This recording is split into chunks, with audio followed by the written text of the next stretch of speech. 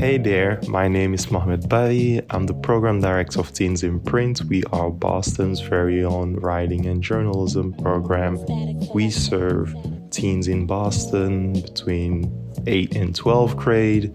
And during the summers, we do a little thing called the Summer Journalism Institute. Here is a recap video of an amazing 6 weeks that we spent together with 31 teens, or as we call them, tip reporters, at the amazing facilities of Babson College. Shout out Babson.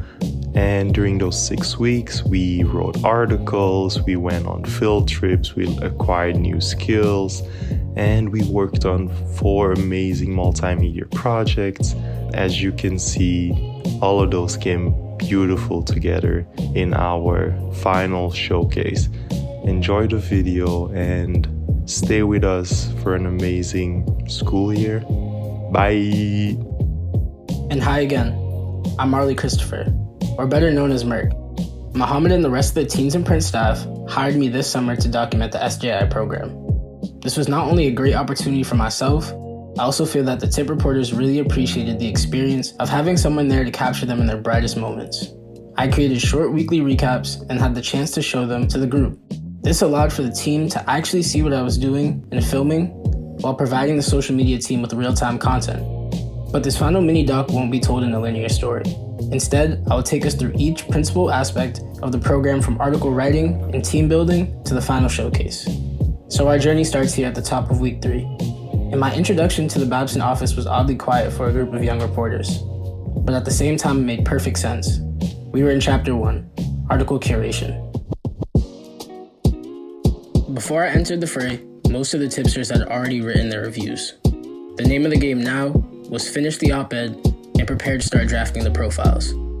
Working in small cocoons with the staff leader, they took a close look at word choice and format to finalize these pieces before putting them up on the site. Alright, let's talk about finalizing your op-ed. Don't you have like a title and then a smaller line of text? Not on the website, no.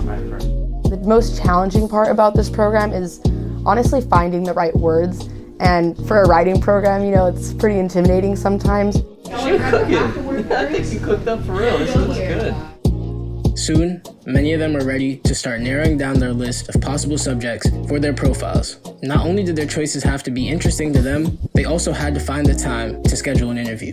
This posed to be a challenge for some of our reporters, as it was difficult to get interviewees to commit to a time, or even after securing an interview, having the confidence to push their subjects if they weren't giving enough depth.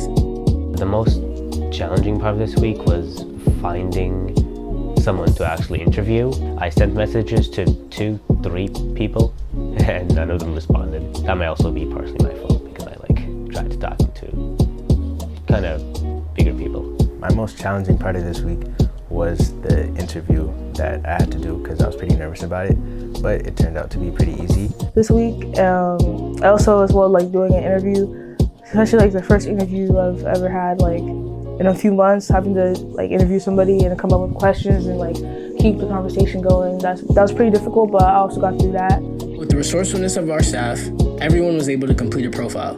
This was a great opportunity for our young writers to explore their own ideas and topics while facing very similar pressures to writing for a newspaper, having deadlines, and working on multiple projects at one time. It's really learning how to balance it all, but I think I'm glad that we kind of had to do that challenge, because learning how to balance interviews and other workshops and community building with writing is a really good mix.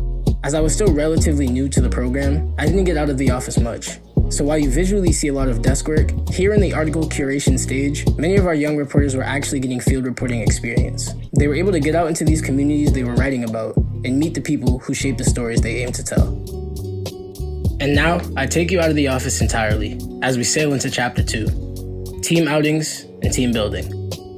First, we take a trip with the PR group down to Charlestown for the Career Pathway Initiative, a workshop hosted by the Castle Group. Along with some other city employees, our PR members took a close look at event coordination and marketing strategies, as they also got to listen to professionals in their field and ask them questions about their work. So for that, we're going to finalize the speakers, the entertainment and audio-visual aspect of the event. And thinking through all of those different components is going to help us build out an agenda. The Castle Group was very opening and inviting into their space, and provided us with a nice lunch before we left. Next, We took the ferry out to Salem, and it was a refreshing change of pace. Once we docked, we made our way to the Peabody Essex Museum to check out All We Rise, a photo collection focused on the different experiences of Black life. Then our tip reporters were able to explore the museum on their own. A group of us explored the Yin Yu Tang House, imported directly from the Qing Dynasty China. Before taking the commuter rail back to Boston, we got a tour around the town of Salem, learning its history. Then we made our way to the Copley Library to check out the Leventhal Mapping Center and their Teen Center. We walked over on that warm Wednesday morning, congregating in the stunning courtyard. In the Mapping Center, we got to take a close look at some historical and modern-day interactive city maps. The Teen Center showcased all their resources that they provide for city youth and gave our group a small workshop on how to use the database tool on the city library website. Now we find ourselves at what I feel was one of the most pivotal moments of the summer, the Inspiration Breakfast. This was an opportunity for our young people to engage with people directly involved with journalism and who could see a version of themselves in our young reporters. We started off with a panel discussion from 3 journalists who shared their stories and gave our group a chance to ask questions. I am the only person of color on the newsletter team, and very often, sometimes I am sent ideas for events, or my boss will be like, oh, go report in this area. If you're new to the city, I'm not going to recommend that you go someplace that I would consider unsafe. So that is how I tie my identity to my work. I had a hard time, and frequently it was just done through the work. I felt like I was doing good work if I could go into a community and write about it in a different way. And it's actually trying to call out journalism for its imperial, for its colonial history, and actively saying, yo, we need to do better. These people in your room, if you follow this trajectory, will be your colleagues, they'll be your peers, they'll be your editors, they'll be on the masthead. Then we moved into smaller pods with other adjacent professionals as the pod leaders. As the pods rotated, the youth were able to get a very diverse and introspective look into these different jobs. My name is Abdullah. I'm an essayist, journalist, public policy researcher. So my book is coming out August 20th, and I'll tell you something and I'll be like, oh my gosh, that's like a great story idea. Watching the interactions between the young people and hearing the adults speak so highly of them was not only eye-opening, but very inspiring, of course. Finally, we took a trip down to the Boston Globe headquarters. As we entered the lobby, I could just tell this was going to be a great day. Here, the writing was literally on the walls. A passion for journalism pulsed throughout the team. They embraced us and had us sit in on one of their morning meetings, where we got to see the process of a team reporting back on the stories that they were currently working on. We then got to have a sit-down conversation with the education team and ask them a few questions. As the discussion progressed, I could see the wheels turning in our journalists' minds as they began to come up with new story ideas. They then took us on a small tour of the office and into the broadcast studio, where they gave us a sneak peek into the behind-the-scenes action. While I do think this was a lot for our young reporters to take in, I also believe this was a moment where many of them were able to see themselves in these high-ranking positions. And now, we move on to Chapter 3, Multimedia Projects. This is really when the summer kicked into high gear. The reporters were split into 5 small teams, each representing a different medium: video, podcast, animation, magazine, and PR. Each team had very different goals and faced varying degrees of challenges to complete their projects. During this process, our tipsters got to employ their own specialized skill sets while incorporating journalism. Another chance to expand upon their own interests while operating through the lens at Teens in Print. Video team. This team was headed up by Jacob and of course assisted by me. Our team decided they wanted to discuss public art installations in Boston. We sought to explore the difference in murals versus graffiti from the artist's perspective. We interviewed Go5 in front of the Roxbury Love Story and brought in an art historian. As a group, we had to understand the importance of audio and matching visuals when trying to tell a story. Hello, my name is Chris, currently part of the video group, working on the script right now so that we can properly introduce everyone that we've interviewed. Murals and graffiti are a way for people to put their own name on their own spaces. That is how we place our artwork, or what we place in those spaces. So this is the Roxbury Love Story. Podcast team. Elvis spearheaded this group along with the help of Q. They worked towards making a full-length podcast by recording it in segments. They spoke on the pop culture in Boston and the struggle people from the city commonly face when they're trying to make it. They also collaborated with the animation team to create a really dope cover art for their podcast. I'm Nuri. I'm in the podcast group, and right now we are reviewing our special segment for the podcast, going through it with Quincy Walters, who is helping us cut and figure out what we want to edit about it. It really had me thinking. It had me cooking in my noggin, my brain. Some questions and ideas that I would love to present to you guys. Animation team. All of our talented artists at TIP, to which there was a surprising amount, came together under Soft's leadership to create an animation about urban design. They drafted many character designs, as well as recruited other people around the office to provide voiceover. But first, they had to finalize a script they all felt adequately fit the topic. My name is Jaslyn, and I'm part of the animation team. I'm currently working on rendering characters, and many of my other group mates are also working on their parts as well. My name is Jacqueline, and I'm with the animation group. Currently, I am fixing silhouettes and sending them back over to another team member, and I was helping podcast for a little bit. What do you mean by talking? Like key facts is just like you know how the animation's played. We can have like a little discussion after you guys can just like, talk about key points and like actually like getting the message through. Magazine team. Our Double G crew, Gladys and Grisha, combined their powers to produce a Boston-focused magazine based in photojournalism. Our reporters had the chance to interview more people and capture candid photos reflecting the stories they were telling. One of our senior reporters, Alvin, took this opportunity to help lead amongst his peers. My name is Jacob Tucker. I'm in magazine, and we're about to go take pictures for an article Alvin's writing. He's not behind me, but like he was there. My name is Ralph. I'm working on the Teens in Print magazine right now, and currently me and Gladys are formatting and designing postcards, posters, and later on the magazine itself. What I'm looking forward to showing is the pictures I took. I think I took some pretty good pictures. PR/social media team. While the PR team existed the entire summer and had been led by Marcella, they still were working on other articles. Once multimedia started, they dedicated all their time to making daily posts detailing all the work being done to prep for the showcase. They also had the responsibility of marketing the showcase and actually making sure we had people there to present to. Hi, my name is Sindis, and I'm in the PR team.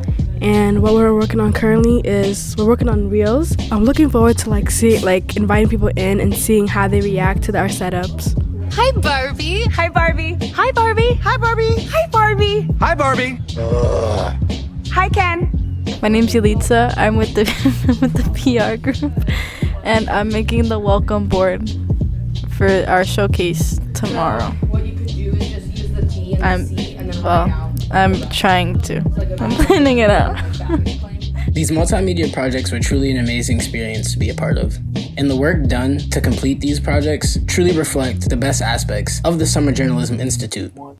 And now we have made it to our closing chapter, presentation and publication. This was the culmination of the entire summer's worth of work. Our TIP reporters have spent up to 25 hours per week writing, researching, interviewing, editing, and revising in preparation for this final showcase. Teens in Print made a great effort to reach out to anyone we had come across this summer or had engaged with the program to make sure they were at our showcase. So from the beginning of the day, you could feel that nervous but confident energy building in the entire office, in anticipation to finally share our hard work. We made our final preparations to the office space and ensured we were all ready to present our projects. Once we opened our doors and people started filtering in, it quickly became almost overwhelming. For me, the person trying to capture as much as possible while also helping present the video team's project, I could see the stress melting off our tipsters' faces as they began to actually speak to our guests about these issues they were so passionate about or explaining the process they undertook to achieve their final products. Every single team took command of their rooms, and most of our guests felt compelled to visit most, if not all, of our presentations. At the conclusion of it all, everyone felt very satisfied with their work, and they were proud of how well it was received.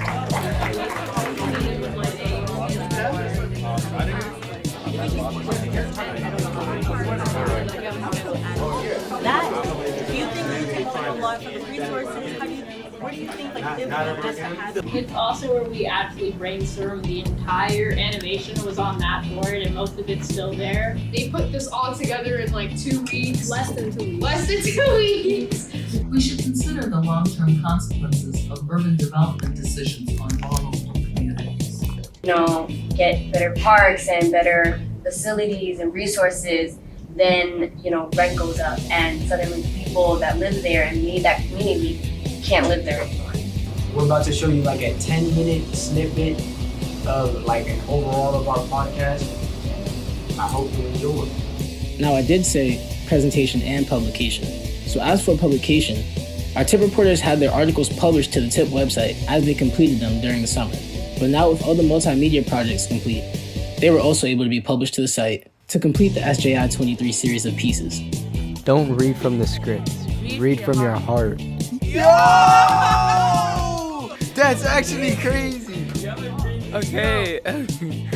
Well, you know, like I always thought like making an industry wasn't gonna be easy. But seriously, you know, after hearing from Gabby, it tells me a lot about kind of like acting in general. Like, she talks about rejection and being more open to things.